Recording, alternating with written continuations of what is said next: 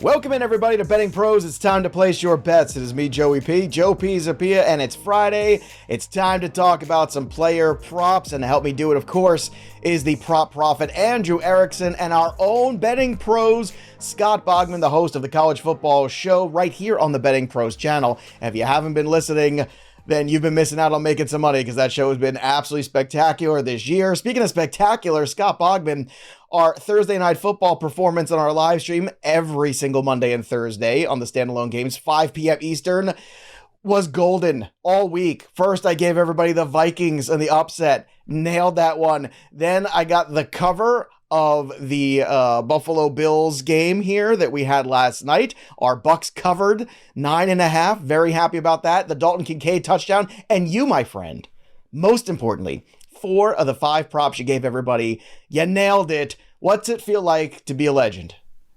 It feels like get a sack, Shaq Barrett. What are you doing? That's true. 5 for 5 would have been nice. That is exactly what it felt. But that was great. I mean, look, there's nothing like feeling like you're going to get fired on Monday for not giving out good props and then go 4 for 5 on Thursday. That's pretty nice. That's called the bounce back. That's what that is. That's the bounce back. And the props have been pretty solid for us all year on the Monday night and Thursday night show. So it has been a lot of fun, and the ride has been fun this year. And I'm looking forward to game 1 of the World Series tonight. I know. So much fun. Very There's so excited. much going on. Let's go. Erickson, do you know who's in the World Series? Just out of curiosity. Yeah, it's the Diamondbacks, because I had a bet on the Phillies and they're not playing anymore. So You're welcome. Now I'm sad. You're welcome. Well, good. You backed the wrong horse, Erickson. Oh, sorry. Come Sorry. on. Embrace I thought it the was good. chaos. I mean, Let's go. I was surprised the Phillies got past the Braves. So I know some I was teams. I know some not. teams. I know MLB. I know. I know MLB. I know the Dodgers exist. I know the Phillies are around. I know the MLB. It's fine. Well, hopefully you all know Betting Pros too. And just a reminder, make sure you're using the prop bet cheat sheet for all of your props here. Go find the best lines. That's available. And if you haven't already downloaded the BP app, do so now, especially because baseball's going, football's going, basketball's going, hockey's going, everything's going right now. So miniature golf, I don't know if I can bet on that, but I could try. Everything's going right now. But if you do and you have iOS, you get 3 free days of the premium version of Betting Pros you could try out for free. So go download that BP app. And don't forget, when you're watching the show today, drop the comment below, subscribe to the channel, click the bell till it goes ding, and you could win this a Robert Tonyan autographed jersey by actually Robert Tonyan. I did not sign this. I know there's a rumor going around. It's a nasty rumor that I did. No, I did not. Robert Tonyan signed it. Chicago Bears' own tight end. Yes, he does play for the Bears. Yes, he's still in the league. And this one can be yours. So make sure you throw your hat in the ring. Drop your comments below. I want to hear the props you're in on this week. But let's get to what the boys are in on. Scott Bogman, you're our guest, so you can go first since you're on a hot streak right now. Let's talk about week 8 in the NFL props. What do you have? Let's go with Adam Thelen. Excuse me. Lost that 11 Thielen. Over 65.5 receiving yards. It is minus 130, but I'll give you his stats for the last 2 games that he's played. They were on a bye last week, but his last 2 games, 26 targets, 22 catches, 222 yards, and 2 touchdowns. It's like a fast food menu, 2 for 2 for him. I love it. And Bryce Young and him have been, whatever it is, it's this building rapport. They come out of, they come out of Bryce Young being hurt. And I think they just said to Bryce Young, look, just throw the ball to Thelen. He's open. And if he's not open, he's probably going to go up and make the catch, whatever it is. But that is his number 1 target now. We've kind of learned that. And against Houston, I don't know who wins this game, but I think Carolina's going to be playing from behind a lot. They're 0 for so far this year. And I don't know how, unless he pulls a hamstring or something, I feel like this is a lock to me. So I really like this one. I got to tell you, it's hard not to like this one, Boggs, because you're talking about 4 straight games where he's gone over this. 145 receiving yards, 76, 107, 115. That's a pretty strong carry here, considering the number is just 65.5. Like, we're not asking for all that much here. And Miles Sanders is still a little banged up. He did practice today, but again, you're right. He is still banged up, but still. Frank Reich said that's going to be a split. It's going to be committee this week. So as it should be. But Thelen also on Fantasy Pros listed as wide receiver 12 this week in a full slate of games. I did not have that on my bingo board. I don't think anybody was looking at Adam Thielen going, yeah, you know what? He's a wide receiver 1 this year on the Carolina Panthers after getting jettisoned by the Vikings. But this is why we play the game, because it's fun. All right, Andrew Erickson, give us something fun for week 8 in the prop department. What'd you find? T. Higgins over 45.5 receiving yards, because this line is set way too low because it's just baking in T. Higgins being injured, Joe Burrow being injured, and basically why T. Higgins has been horrible all season. Like, he's gone over this number just one time all year, so you can't look at this year's stats or game logs to think, oh, this is a great bet to make, because I would throw all these games out the window because Joe Burrow's been hurt in all of them, and so has T. Higgins. T. Higgins hasn't even played a full snap share in half of these games he's played this year. But you look at the larger sample size of T. Higgins, he's averaged over 60 receiving yards per game in his career. Last year, he averaged 64 receiving yards per game. Like, the line is too much heavily based on what he's done this year, which I do not think is indicative of what he's actually going to produce now that he's healthy, now that Joe Burrow's healthy, especially in a matchup against the San Francisco 49ers, who their weakness is against their secondary. We saw them get lit up by Kirk Cousins, Jordan Addison on Monday Night Football. What do you think Joe Burrow's going to do? He's going to dice. And who else is going to get targets in this offense behind Jamar Chase? None of these other guys have stepped up. It's really just been the Chase show because no one is as good as Higgins is. So I think this number, it's just way too low for me. So I think it's great value. He can get 50 yards on one play. So T. Higgins over for me. I think he's got some touchdown value this week too, if you're looking for some anytime touchdown props there on him, because I know Debro and I are going to talk about today on the DFS show, which also is on the audio version of the podcast feed for Betting Pros. Don't forget, every Friday we do that show out there. It's usually available for you by Friday evening. To me, this is one where, I want to pay up for Chase, and Chase is a little cheaper than some of the very elite wide receiver tier guys this week. Not by much, but by a little bit. But I think Higgins has an interesting pivot as well. I like this game. I like Cincinnati. We've talked about that. Bogman, let's talk about another one of your props here. What do you have for the people you're interested in? Let's go CeeDee Lamb over 5.5 receptions against the Rams. It is -105. He had 7 receptions in his last game. The Rams don't have a cornerback that is going to be able to slow down Lamb at all. And he has an interesting history coming off a bye week. At least the last 2 seasons, his rookie year, he was 4 for 34, but in 2021, 6 for 120. And then last year, 15 targets, 11 catches, and 120 yards coming off the bye.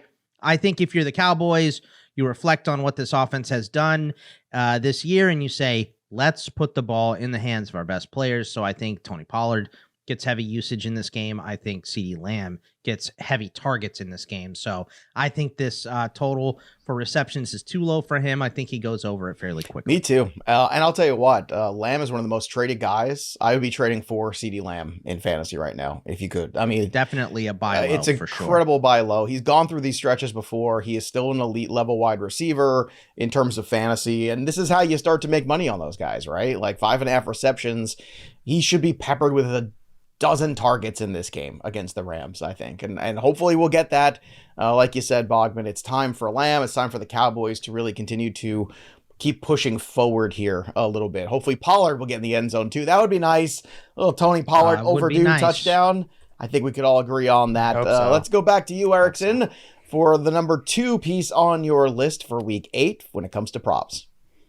We talked about this guy on this show a lot. It's not Bijan Robinson. Spoiler alert. It's not Bijan. God, Can't go back there. We're still depressed Zay from that. Flowers. By the way, last week, everybody, I know that did not hit, but if Bijan had just been on the field. You got your money back on DK. You got your money back. That's true. On DK. They refunded God bless it. those good people at DraftKings for giving us our money back, as they should. Yeah, how about Arthur Smith's answer about that too? It's like, well, I know the fantasy football people are mad at me. No, it's every betting person. It's every person that's like watching football. What are you talking about? It was so stupid. Could you do the rest of the show in that voice? I'd really enjoy that. I do whatever you want, Joe. I can do this voice the whole time. That's the same voice that we do when we talk about Chunk Gaines, the fake offensive line coach. My name is Chunk Gaines. If you come on down to Montgomery, Texas, Oldsmobile and Cadillac, we'll get you set up in a nice used car. I'm the offensive coordinator for Southwestern State University, and I'm twirling this whistle my cousin around is Jim my Bob finger. Cooter. He's definitely twirling that whistle forward. And as soon as it goes forward, that whistle's getting twirled right backwards again. He's going the forward and the backward. That's what Chunk Gaines does. Back to you, Erickson. Let's talk about another one of our favorites, Zay Flowers. That's the guy you want to talk about. Yes. Look, Zay Flowers has been one of the most consistent receivers, especially as a rookie. 28% target share this year, ranks top 15. And he's gone over his receiving prop, 55.5 yards, 5 of 7 games. Playing the Arizona Cardinals this week on the road. I think this is an easy overplay. Zay Flowers, I don't know why the line hasn't opened up higher. He should be more around like 60, 65 receiving yards because he's the alpha in this passing game. So in a great matchup against Arizona in the Dome, yeah, I think Zay Flowers is an easy overplay. Did they legalize Stickum again for this week? Is that coming back? Hey, they were fine. They were catching the ball last week. It was fine. Yeah, 4 or 6 last week. Hey, look, I'm not going to knock it. It was against my Steelers. I was going to say, what do you have to complain week, about? So. But Erickson, Yeah, I think to your point, probably the reason why that is the way it is, because I think people are used to Baltimore looking as good as they looked last week, and then all of a sudden maybe playing down to the lesser opponent and maybe feel a little less confident in what they're going to do against Arizona on the road. Now, they should handle their business. They should dominate this game the way they absolutely dominated last week, but it's not exactly been the Ravens' MO the last couple of years. I mean, if he doesn't get 100 yards against Marco Wilson. That's the thing. It's like, so let's say they come out flat. It means, okay, maybe they have to dial up the passing game more. So again, I think that there's multiple outs here, even if it's, okay, the Ravens don't necessarily curb stomp the Cardinals. Like, okay, maybe the Cardinals jump out to a lead. All right, dial up the passing game. More attempts for Zay Flowers. That's why I like the receiving yardage total as opposed to the receptions total, I think, this week. That's because he can get that on a couple. You don't have to go over that receptions number. Let's go back to Bobbin for another one of his picks for week 8 in the NFL in the props department. By the way, don't forget, make all these picks count over in our Betting Pros contest, bettingpros.com/NFL contest. It's open for business all season long, weekly prizes, monthly prizes, and a grand prize, a Jackson Smith and Jigba jersey. All you have to do is make 5 picks a week, 100 on the season, and that JSN jersey could be yours if you are the best picker. And it doesn't even matter if gambling is legal in your state or not. Just make picks, have some fun. Again, we're giving away BP and FP subscriptions to our premium upgrades. We're also doing gift cards to our Betting Pros and Fantasy Pros shops. So you can get some swag, get yourself something nice for the holidays for yourself. But pick some games. It's fun. NFL Contest. Or just download the app and go to the community tab and click NFL Contest and join that way. Boggs, let's join one of these props here for week 8. What do you have next? Well, it's close to Halloween, so let's go to the Slim Reaper. And Devonte Smith going over his 49.5 receiving yards prop. It is minus 135 on DK. And this is because Washington's secondary is terrible. In the last game against the Eagles, A.J. Brown, 13 targets, 9 catches, 175 yards, and 2 scores. That's all right. Devonte Smith came in with just this loser line of 9 targets, 7 catches, and 78 yards. And look, Kendall Fuller is a pretty good corner. He's the only good corner in Washington, and he's a little nicked up coming into this game. You have St. Juste, however we say his name, and rookie Emmanuel Forbes are 6th and 7th in giving up yards this year. They've given up the 6th and 7th most receiving yards. And I believe Emmanuel Forbes gave up like 197 yards in this game the first time they played. Maybe he's going to be a little bit better, but I don't think it really matters. I think that Devonte Smith can get the majority of this on 3 catches. So I expect Devonte Smith to have a big game and for the Eagles to pick on that secondary again because it is #not good. It's an interesting pivot too, because you guys have talked about Smith, you've talked about Higgins, like the number 2 guy in these offenses this week, where I think a lot of attention, rightfully so, is going to be on Chase and Brown, without a doubt. But don't forget about some of these other pieces, because some of these numbers are artificially low, maybe a little lower than they should be. The matchups are good enough for them to go over on some of these numbers and make you a good return on investment. And then the other guys are heavily juiced, whether it be Chase or whether it be Brown, because the numbers are going to be inflated and people are going to expect them to do, like we're going to have another 175-yard performance here from A.J. Brown. Probably not. I say that. It's possible, but probably not. But that's the thing to keep in mind, too. When you're looking at some of these props, don't just go for the alphas in some of these offenses, because there's ways to make money on some of these secondary receivers in these offenses, because they are both still top-tier wide receivers anyway, and the stock is low. The stock is very low because they haven't had quite as successful a season as they did last year. Erickson, you're always successful. So let's talk another prop for week 8. What do you have? Going to the Steelers backfield, Jaylen Warren over 3.5 receptions. You get this plus money, plus 145 at DraftKings. So last week, Jaylen Warren wasn't as involved as a receiver. They were getting Nii Harris more involved in the receiving game out of the bye week. But, I'm going to look at that as more of a blip on the radar and an opportunity to buy low, basically, on Jaylen Warren and his receiving role. Because outside of last week, he's been the guy that's always been the guy catching the ball out of the backfield. 3 catches in all the games this year outside of last week. And the Jaguars, oh my God, it's a running back receiving frenzy. Every running back they have faced this year has hit the over on their respective receptions prop. I mean, last week we saw it with Alvin Kamara. He had the guy needed a life jacket because he was drowning in targets from Derek Carr. So I like Jaylen Warren. I like buying the dip here, especially at plus money over 3.5 receptions. Yeah, Alvin Kamara just gave your keeping score at home last week, 14 targets. And 14. 4.5 was the number. And on our live stream on Betting Pros for that game, Bogman and I were telling everybody basically just empty whatever you have in a bank account and just put it on the over for the 4.5. That was one of the worst numbers I've seen all year, was the 4.5. I wish we had ladder bet that one. We were so excited that it was such a ridiculous number, but 4.5, my goodness, what a ridiculous number that was. You won't see that again. That's for sure. Let's get back to you, Boggs, for another pick for week 8 on the prop side of things. And this one is about maybe a player that people aren't thinking about as much, but you've got him lined up. Let's flip this because let's go with my last one. Oh, you want to talk more Steelers? What a surprise. Well, yeah, Bogman we just wants talked to talk Steelers. more Steelers, everybody. I can't believe it. I know you did have that on your bingo card, course though, I right? did, yeah. I'm sure that was there. Let's go with the Najee Harris over on the reception prop this week. It is 8.5 yards. And, I didn't, and Erickson asked me before the show started, did you hear anything different about, are they trying to get Najee the ball more in the passing game? Because last week he had 3 targets. The first play of the game was a target to him. I haven't heard anything about, let's refocus the passing game towards Najee or anything, but he was very vocal going into the bye week. And he said, we need to adjust things. We need to put in plays that we like. And I think what his installation into the playbook was passing plays for him to get him in space, because they had been running him up the backside of the offensive lineman for the first 6 weeks. So it didn't make a lot of sense how they were using Najee. So he got a little more involved in the passing game last week. I think it's going to happen again this week. And when he is in on passing downs among running backs, he has the 9th highest rate of running a route, and he's averaging 6.5 yards per catch. So if he gets 2 catches, he is clearing this total, it seems. So, I can't not take these low totals on running backs. I mean, he doubled it last week. Especially guys that you can get this on 1 catch. Right. So I really like this one for Najee. Last week, the 3 catches for 15, again, doubling up that. So certainly within the range. And by the way, while we got you here, I know we talked about this on yesterday's show quite a bit. I like the Steelers as the home underdog this week. Do you, Mr. Steeler, as well? Not really. No, they love to lose to Jacksonville. It's one of their favorite things to do, especially at home.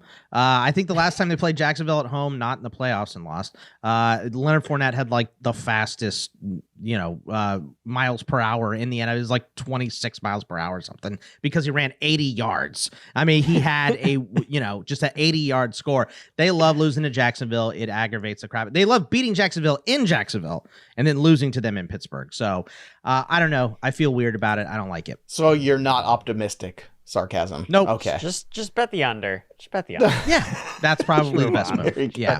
Are you somebody? You are such an insane Steelers fan. Are you somebody that can't bet on their own team because I don't. I was gonna say you strike me as one of those guys. I don't want to lose twice, Joe. Yeah. I'm not.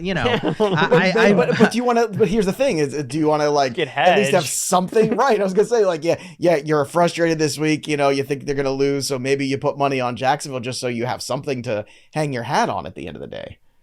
No, I'm not gonna. Betting against them is bad luck. Then I feel good when my team loses.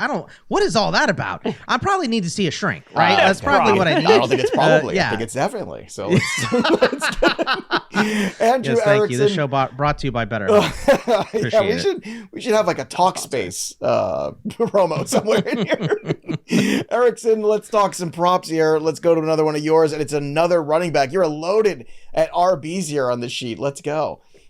Yeah, I'm taking all advantage of these super fragile running backs in committees, especially 3-headed ones. So Brian Robinson under 10.5 carries. So he's been under this number in 4 of his last 5 games. They're playing the Eagles, who are basically the worst matchup you could ask for opposing running backs. The league's lowest rush rate allowed. So when teams play the Eagles, they're like, well, we can't run the ball. We're going to have to throw it. You know who wants to throw the ball basically more than anybody else? The Washington Commanders. 3rd in pass rate over expectation. So I don't think they're even going to try and run the football against the Eagles front. They can't. do it with their offensive line and the way that it is set up right now. And we just look at the Commanders' backfield, it's morphed into this three-way committee between Brian Robinson, Antonio Gibson, and this guy from Western Kentucky, Chris Rodriguez. So it's like we have this, it's just a mess. So I can't have any faith that Brian Robinson is going to get to 10.5 carries or get over 10.5 carries when the game script suggests they're going to be behind. And I know that the Commanders went toe-to-toe with the Eagles back in week 4. We talked about it a little bit earlier with the Devonte Smith prop. I'm not betting on that happening again. Like, there's no way, at least in my opinion, that Sam Howell is going to be able to put up 30 points again on the Eagles. So, and Bogman's correcting me. It was just regular Kentucky. I apologize, Chris Rodriguez. Chris Rodriguez, I'm sorry. He transferred. He used to play for Joe Gaines, and then he transferred over. So I apologize for not being just spot on with my 6th-round rookie If you like backs. what Chris Rodriguez has done, I encourage you to go watch Benny Snell highlights Oh, from Kentucky. Yikes. So That's enough of yeah. that. Let's not do that Same again. guy. All right, so now we can get to the surprise guy on Bogman's list. I love this one. It's a Cam Akers one, which this will be the first and probably last time this season we'll have one of these props on the show. So I want to hear about this one. Sell me, Boggs. Hey, look, we watched the Monday Night Football game, right? And what we saw from the running backs in Minnesota was a lot of targets to them. And the one that made me the most angry, Joe, on that game was Ty Chandler, who I love. I love Ty Chandler. I was mad when the Vikings traded for Cam Akers because I was like, come on, give Ty Chandler a chance. I think he's a very good player. They designed this tricky little screen to him, and it was like a 35-yard gain or 30-yard gain, something like that. And it was called back on a stupid illegal man downfield or holding away from the player, some crap, and they brought it all the way back. And then they ran the same play, but with Cam Akers instead, and he got the 30 yards. So they're designing these plays not just for one specific running back, although I do think they wanted Ty Chandler in that spot, but they're drawing up these running plays because O'Connell hates, he more than like a 12-year-old in Madden, he does not want to run the football. Like, all he wants to do is pass all game long. And this prop is Cam Akers over 7.5 receiving yards. It's minus 115. They're playing the Packers. They've given up the 4th most receiving yards, receptions, and targets to running backs per game. He had 3 targets. A few of those running back catches were taken back on penalties. And he had only 10 fewer snaps than Madison. And, you could even hear at the end of the broadcast, they were talking about how it seems like this backfield may be shifting towards Cam Akers at the end of the game because they were using him more than Madison at the end. So I would not be surprised to see this closer to 50-50 or maybe even 60-40 in Akers' favor, because Madison has fumbled the ball like 8 million times this year. So I think they trade for him. They like using him. Kevin O'Connell's familiar with him from their days in LA together. So I think this is probably an easy prop for him to hit as long as he gets one catch. I think he can get this yardage. Yeah, we shall see. I also think it's an interesting way to attack Green Bay because Green Bay in the secondary has been pretty decent this year, all things considered. You're down Jefferson. So if you're going to, try to, again, keep the ball moving against this Green Bay defense, I think it's a really smart thing to be targeting guys like Cam Akers and designing those sorts of catch and runs that you're talking about. So I think that's one to really keep an eye on. And I don't know if he's going to take over the backfield, but I'll tell you what, it's not going to surprise me at the end of the day. It just won't. It's been a very strange year for the running back position. It continues to be weird every single week. It gets a little weirder. Let's get some more weird here, Andrew Erickson. Give me another one of your picks here, and I believe it's another under. So you're going 2 in a row here with the unders with Scott Bogman on the show. That's very brave of you. Just want you to know. Well, players are more likely to disappoint me than deliver for me. That's fair. Very true. I'm just going to embrace it. So kind of like friends. Under on exactly. Friends who pick unders. Right. So I'm going under on Deonte Foreman, 46.5 rushing yards. Roschon Johnson's coming back for this team. So I don't even know if Deonte Foreman's going to be the lead back. I think that he's going to be active. I know that as much, but he was already splitting carries and snaps with Darrington Evans. So I'm not confident that Foreman is necessarily going to see this bell cow workload. So that's one concern I have for him hitting this yardage mark. And the other thing is the Chargers' run defense. Again, we talk about how bad the Chargers' defense is overall. The run defense actually hasn't been that bad. Last 2 weeks, they faced Tony Pollard. They faced Isaiah Pacheco. fewer than 35 rushing yards to both of those running backs, who are set up way better than Deonte Foreman has been in their respective matchups against the Chargers. So if they can hold those guys to under 40 rushing yards, I'm pretty confident they're going to do it with Deonte Foreman, who may or not even be in a three-way committee with Darrington Evans and Roschon Johnson coming back. So if you're licking your wounds after the Sunday game action, you need to bounce back. Sunday Night Football, under on Deonte Foreman. Okay. All right, let's get to some anytime touchdown calls here. And I got to say, I'm a little surprised. Both of you went in the minus. That's no fun. Last night I went Dalton Kincaid. You know, we did the plus 250 on that bad boy we had. I mean, that was a good one there, Boggs. You guys are both in the minus. Shame on both of you. But I will let you off easy because I do understand that you're talking about maybe building up a thing where you, like, say, pick the Eagles to win, and then the guy that you selected here, Boggs, for an anytime touchdown scorer. That's pretty much money in the bank. I mean, I don't know who is more likely to score a touchdown than Jalen Hurts. The tush push is, I know people hate it or whatever, but I don't care. If it can win me money, I don't care if it's a minus. It's the most likely thing to happen. The only player I feel like who is more likely to score a touchdown than Jalen Hurts any week in the NFL is Derrick Henry, and he might get traded. So let's go with Jalen Hurts to get a tush push into the end zone because it's just too easy. The brotherly shove, whatever you want to call a stupid play that nobody likes, the rugby play. If you take the Eagles on the money line and the Hurts anytime touchdown, both are minus, but you can get up to plus 121. That's a really easy way to just double up your money. You can pretty much pair that Jalen Hurts touchdown with anything you want. You can, because it's now if you very put likely. it interesting enough. If you put it with first touchdown score, you want to get what you want to take a gander. What that is? It's 5.5 to 1. Oh, I guess the first one. I like that, Joe. I want to just do the lock one. Do the lock one of him scoring and the Eagles winning. Do that. But then maybe, just maybe, you throw out that second one of the first touchdown scorer. Because I know Erickson's a big fan of the first touchdown scorer. He loves that prop so much. Give me an anytime touchdown call this week 8, Erickson. What do you have? That means you hate kickoff return touchdowns to start the game. Hates it. Well, you don't see that anytime anymore. Nobody does that. No one returns kicks. No one does that. What is this, the early 2000s? Come on. That's why you always make sure you check to see if it's a running back that's returning kicks. You can double down. It's like, oh, it's a running back. There you go. That's good. So, smart. My anytime touchdown is going to be Tony Pollard, so it's minus money, but I just think that it's set up so well for him. Look at the Rams defense. They have given up the highest percentage of rushing touchdowns at 69% this season. Tony Pollard is second in the NFL in red zone touches, first overall in red zone touches per game, and he has 2 touchdowns. Like, that's it. Like, he's so overdue to score. The Cowboys has sputtered in the red zone, but you know what offense was sputtering in the red zone before they played the Rams? The Pittsburgh Steelers. Steelers were perfect in the red zone against the Rams defense coming off a bye week. I expect similar production from the Dallas Cowboys. I expect them to be perfect in the red zone, although they've struggled in that area of the field against the Rams, similar to how the Steelers were. I think they're going to score. I think it's going to be Tony Pollard with maybe it's a multi-touchdown game that you do with Tony Pollard because he's got to get these touchdowns in quick before Derrick Henry joins the Cowboys. I love those last 2 picks, Erickson. I really do. Like Tony Pollard, like you said, is overdue. That's why I picked CeeDee Lamb, and I didn't even see that you had picked Pollard before, and I was saying, look, coming out of the bye week, what do you do if you're Dallas? You get the ball into the hands of your best 2 players. It's Pollard and CeeDee Lamb. And Welsh and I have gone back and forth on Deonte Foreman versus Roschon. He's like, Deonte Foreman just scored 3 touchdowns. I'm like, homie was inactive week 1. They do not like him more than they like Roschon. The thing with Foreman is it's not just the Bears. We've done this same song and dance with Deonte Foreman for multiple years. Last year, he had a game with 3 touchdowns. Next week, 5 fantasy points.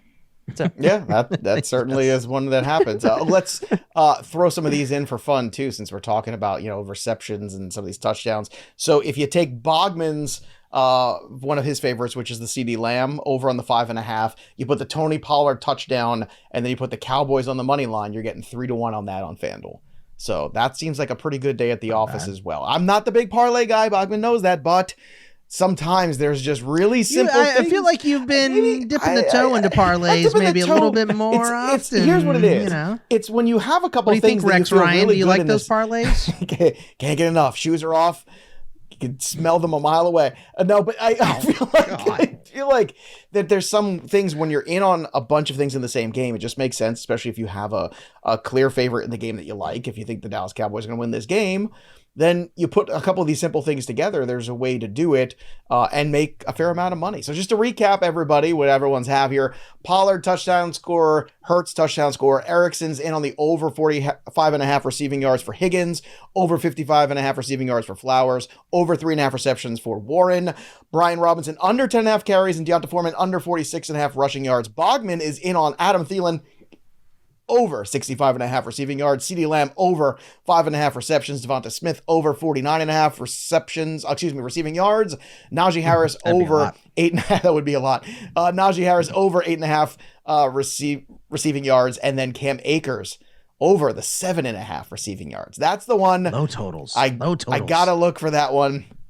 I think I'm just going to do that one for fun. Bogman, it's always fun to have you on the program. Make sure you're watching all the college football stuff. Make sure you check out Scott Bogman and me, Joey P, every Monday, every Thursday, live for Monday Night Football, Thursday Night Football, 5 p.m. Eastern. We're talking to you. We're interacting, hanging out, talking ball, giving you picks, giving you props, making you money. Andrew Erickson's always here as well. Check out his incredible write-up at bettingpros.com right now. Drop your comments below. What are your favorite picks of the week? We want to hear from you in the YouTube comments. Don't forget to subscribe, like this video, and ring that bell till it goes ding. That'll do it for us. But the story of the game goes on for Bogman and Erickson. I'm Joey P.